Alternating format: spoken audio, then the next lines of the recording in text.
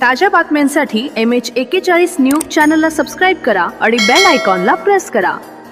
आज भाजपच्या निवडणुकीच्या पार्श्वभूमीवर आपण भाजपमार्फत वचननामा प्रसिद्ध केला, काय प्रमुख महत्त्वाचे मुद्दे आहेत? सगळ्यात महत्त्वाचा पहिला मुद्दा म्हणजे शहरातून अनेक महिला विद्यार्थी भगिनी, खेड्यातही अनेक महिला विद्यार्थी भगिनी मालेगावमध्ये येत असतात। त्यांना आजपर्यंत 20 वर्षामध्ये सार्वजनिक महिला शौचालय प्रसाधन गृहाची व्यवस्था झाली नाही। अतिशय मोठ्या समस्येला महिला माता भगिनींना सामोरं जावं लागतं, म्हणून सार्वजनिक शौचालय प्रसाधन गृहांना प्राधान्य देऊ। दैनंदिन पाणी पुरवठा कसा होईल यासाठी जास्तीचे जलकुंभ आणि जल स्पेशल निधी आणून निर्माण करून पुरवठा देण्याला प्राधान्य देऊ।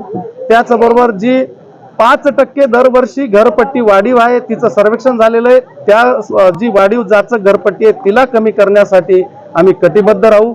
त्याचबरोबर शहराचं प्रदूषण मुक्त करण्यासाठी शहराच्या ट्रॅफिककडे वाहतूक सुरळीत करण्यासाठी प्राधान्य देऊन मोठे 12 मीटरचे आज जे रोड आहेत काही डीपी रोडची व्यवस्था करून ट्रॅफिक सुरळीत करू आणि प्रदूषण कमी करण्याचा प्रयत्न करू। भुईकोट किल्ल्याच्या संवर्धनाला प्राधान्य देऊ।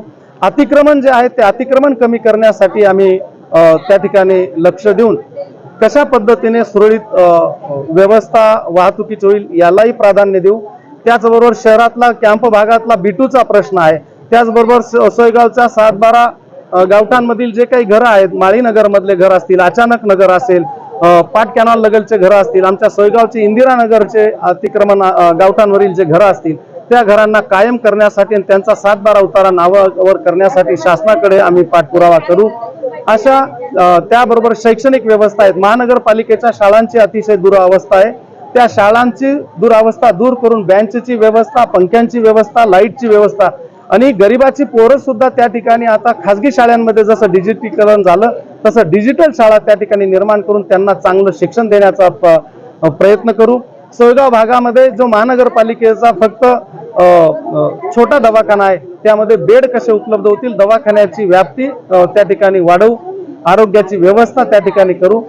अशा प्रकारचं कॅन्सर हॉस्पिटलच्या बाबतीमध्ये मोदी सरकारची योजना आहे, त्या योजनेच्या अंतर्गत कॅन्सर हॉस्पिटल कसं मालेगाववासियांसाठी उभं होईल त्यालाही प्राधान्य देऊ। अशा विविध प्रश्नांकडे आम्ही मालेगाव महानगरपालिकेच्या माध्यमातून लक्ष ठेवू।